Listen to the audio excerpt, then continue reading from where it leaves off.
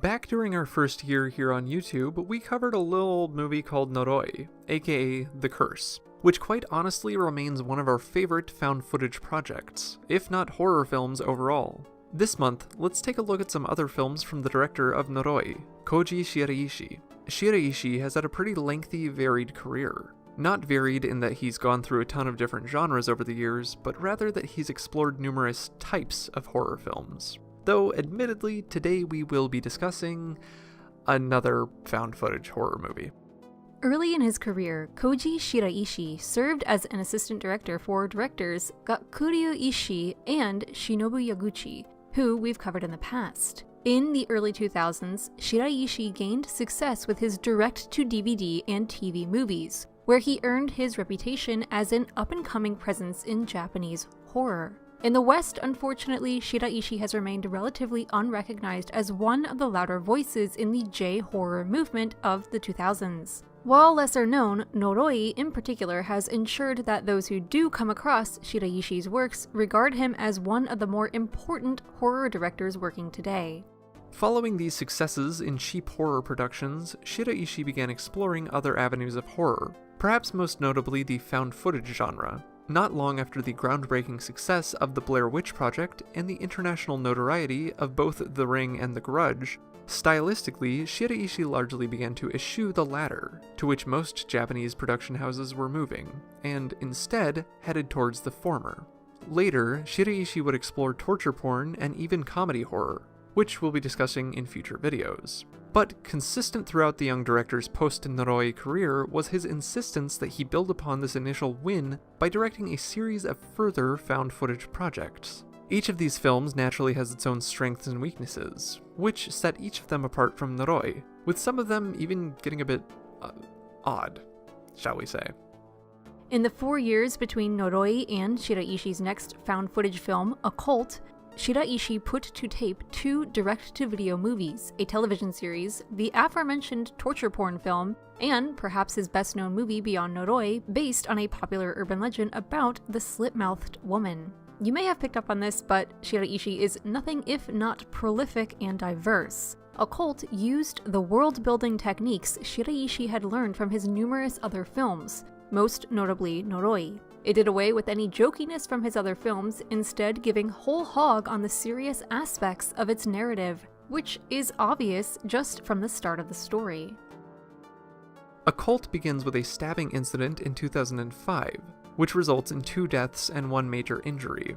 Similar to Noroi, the director here injects himself into the film's narrative. However, instead of the director being a made-up character inside of the film's universe, in Occult, Shiraishi himself becomes the character, further breaking the fourth wall. After the initial stabbing incident being played for us in its entirety, we join the director 3 years later, in 2008, as he begins exploring the topic in earnest. We encounter the survivors of the incident and the victims' families. Most notably, we speak with the man who suffered an injury yet survived the attack, Shohei Eno. Eno appears to be a schizophrenic man who claims to hear voices and see what he describes as miracles, though he doesn't really explain what these miracles entail, at least initially. The bulk of the film thus follows Eno throughout his troubles, as Shiraishi tries to make sense of the incident and Eno's worldview. Without spoiling anything concerning where the film's narrative goes, let's examine some topics that might help us further comprehend the film. As you likely are already expecting us to say, Occult is sort of a wild ride, and you ought to check it out for yourself. As such, we don't want to explore any of the twists and turns. Instead, we would rather delve into some of the various real-world connections that inform how Occult plays out. Perhaps these might count as spoilers in and of themselves, but we won't be telling you how these elements play into the film. Anyway, let's see what we can learn that might help us better appreciate Occult.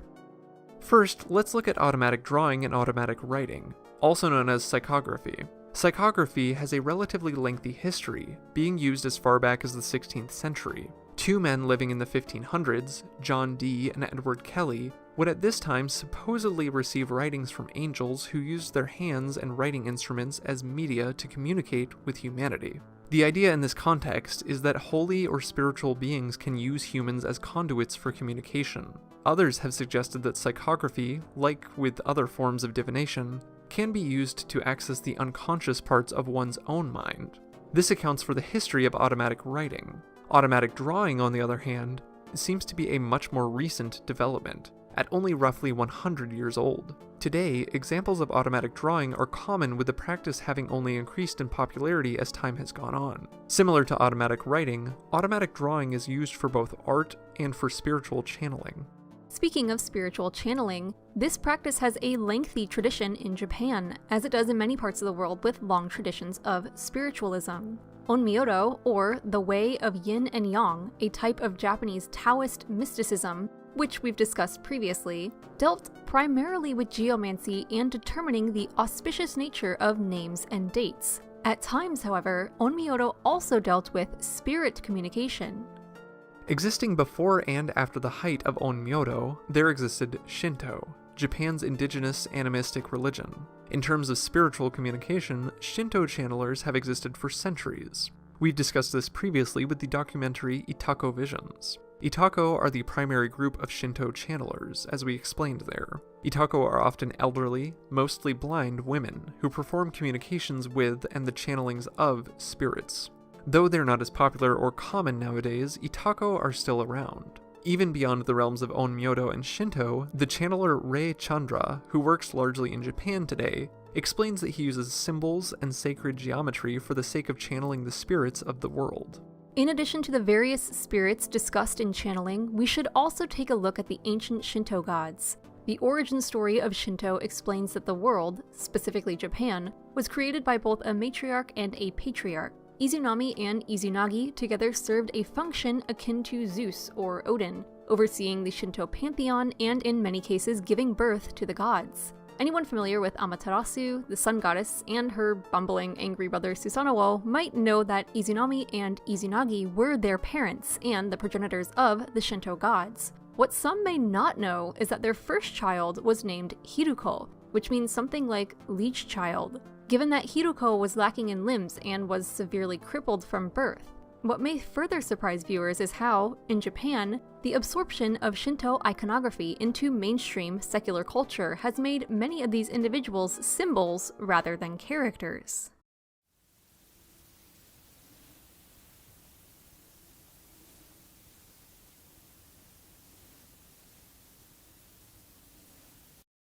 Moving on, we were surprised to learn that petroglyphs, that is, rock carvings, often ancient in nature, exist in Japan. This likely won't surprise anyone familiar with archaeology or ancient human history, as petroglyphs have been uncovered all over the world. It comes as a shock to us, however, as in all of our research into Jomon culture, that is, prehistoric Japanese culture, we never read anything about petroglyphs. Though not super common around Japan, several caves within the country contain notable examples of rock carvings. The two primary sites are Fugope Cave and Tamiya Cave, both of which are open to the public as historic sites, though 5 total caves are listed by other sources. Suffice to say, these caves have definitely been added to our travel itinerary. I definitely wrote the script back in 2019, so things were a little different then, but eventually, we will get to our travel itinerary. Everyone, stay safe. Scientists and linguists have spent more than 100 years now studying Japan's petroglyphs, searching for their origins and meanings since their first discovery.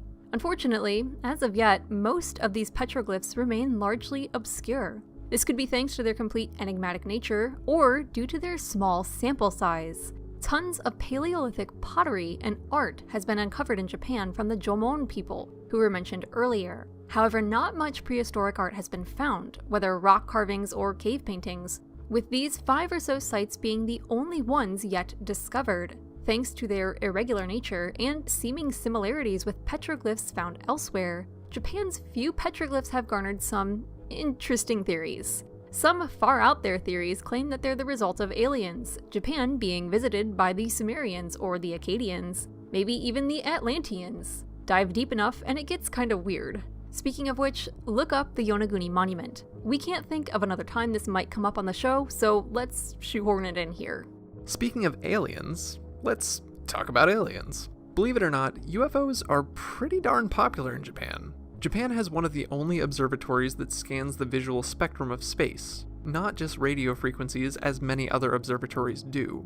Miyuki Hatoyama, the wife of former Prime Minister Yukio Hatoyama, penned a book titled Very Strange Things I've Encountered, where she openly described being abducted as a young woman and traveling to Venus. This book was published about a year prior to her husband becoming Prime Minister, and was a big talking point at the time. Oh, and Miyuki Hatoyama also mentioned at one point an experience meeting Tom Cruise in a prior incarnation, where he was, naturally, a Japanese man. Aliens run deep in the Japanese government and classical art as well. In 2007, contemporary Chief Cabinet Secretary Nobutaka Machimura publicly stated that he personally believes in the existence of aliens and UFOs, or UFOs. Again, this was while he was serving in the cabinet. That same year, Defense Minister Shigeru Ishiba explained that there was no reason to deny the existence of UFOs manned by extraterrestrials. Let me repeat that. The Defense Minister. Going a bit further back, we have the appearance of the Utsuro Bune, or Hollow Ship. This mysterious ship washed ashore in Japan in 1803, during Japan's military-run period of isolationism. At the time, most of Japan's outside contact was with competing Dutch or Portuguese traders, or with Portuguese Jesuit missionaries. Bear that in mind when you consider that when the Utsuro Bune came to Japan, the story goes, a woman who spoke no Japanese and looked foreign arrived completely alone. Artistic depictions of the ship, however, commonly display her as an alien rather than a foreigner. This one seems a little suspicious if you ask us, given that it had been about 200 years since most Japanese citizens would have seen a non-Japanese person. It's still interesting nonetheless. More recently, in 1986, Japan Airlines Flight 1627 witnessed either 2 or 3 objects flying alongside them between Reykjavik and Anchorage. This incident is well reported to the point that YouTubers have even created video recreations in Flight Sim 2004. What we mean to get at with all of this is that the UFO fever is a thing in Japan as much as it is and has remained in the United States. It's likely not going anywhere anytime soon, and it only makes sense that aliens would creep into all manner of Japanese narratives. And all of this is to say nothing of the classic bamboo cutter's tale, a fable concerning a poor bamboo cutter and his wife who adopt a small girl from a bamboo stalk, only to discover she's an alien. Lastly, and again without spoilers, let's actually return to the film at hand and take a look at the style of the subject. Within the film, we can begin to see a couple of through lines for Shiraishi's found footage projects. Most notable of these is the director's presence. First, we have the television presenter in Noroi, Shiraishi himself in Occult, and later a film director working with a group of up-and-coming actors in Cult, which we'll get to someday soon. Shiraishi here consistently breaks the fourth wall in a gambit which forces the viewer to either completely accept or completely reject the project. Most found footage movies rely entirely on the look and feel of the film, but mainly being interested in immersing us rather than challenging us. Shiraishi's inclusion of the director, in this case himself, as well as some other celebrities that you may recognize, who are more than likely just friends of Shiraishi's, is a risky gambit that pays off here. It might not as much in Cult, though for different reasons there, which again, we'll get to later on. Shiraishi also shows an interest in the authenticity of the technology he uses, which is more common with found footage at large. Shiraishi, however, should certainly be commended for his dedication here. In Occult, the stabbing incident is recorded by one individual in 2005 and is thus shot in a 4:3 aspect ratio. Shiraishi, on the other hand, is using a documentary camera, meaning that his segments are shot in 16:9. Both sides are juxtaposed, again heightening our immersion and forcing us to accept the film as more real. Poor quality aside, Shiraishi also goes about intentionally obscuring some visuals. This makes us more alert for weird moments, having us question if we just caught something out of the corner of our eye, or if we're just seeing things. In a way, it seems to draw a connection between us and Enno, the man seeing miracles throughout the film. To an extent, Occult makes us feel like we're giving into a conspiratorial mindset as we lean into the screen and try to make out a blurry, digitally artifacted image. Overall, Occult is another worthwhile look into the mind of the preeminent found footage director of Japan. Other individual examples of the genre can claim their place alongside Noroi, and admittedly Occult may not quite be on that level. But Shiraishi as an artist proves himself to be a winner time and again. Occult is a notable work for the director, having some big shoes to fill and doing a good job of attempting to. It's a strange mishmash of different elements which doesn't always work, especially towards the end, unfortunately. But Occult is absolutely worth a look for fans of Shiraishi and found footage as a whole. It might sound like we're talking down about it, but honestly, be sure to check this one out and let us know what you think about Occult in the comments below, as well as your favorite film from Koji Shiraishi. The man has a ton of other movies to explore, and we'll be delving into more of them shortly here on Cinema Nippon, so be sure to stay tuned.